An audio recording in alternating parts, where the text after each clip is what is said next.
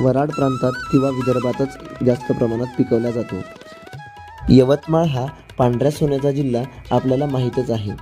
संपूर्ण पश्चिम विदर्भात म्हणजेच वऱ्हाड प्रांतात कापसाची खूप जास्त लागवड केल्या जाते आणि कापूस वेचणीला आला की त्या अगोदर एक पूजा केल्या जाते.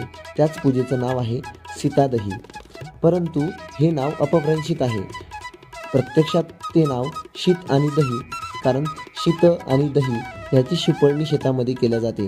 भाताची शीत आणि दही यांचं मिश्रण करून ते संपूर्ण शेतामध्ये, संपूर्ण म्हणजे जिथून पूजा केल्या जाते त्या भागातून शेतामध्ये शिंपडल्या जाते दाही दिशांनी. त्यालाच आम्ही सीतादही असे म्हणतो.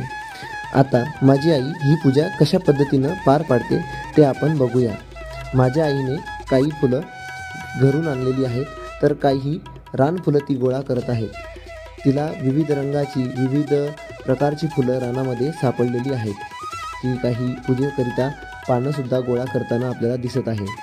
आणि थोडंसं करमणूक म्हणून पूजेजवळ ती विविध प्रकारचे जे गवताची फुलं आहेत तीसुद्धा गोळा करताना आपल्याला दिसत आहे. तर बघूया आता ही पूजा कशा पद्धतीनं संपूर्ण पार पडते. तर आपण शांततेत ही पूजा बघूया. माहिती जिथे वाटेल तिथे मी सांगतोच. तर चला.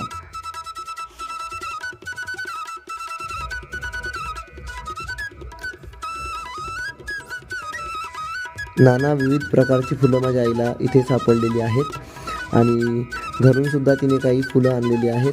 आईने छान असा गजरा माळलेला आपल्या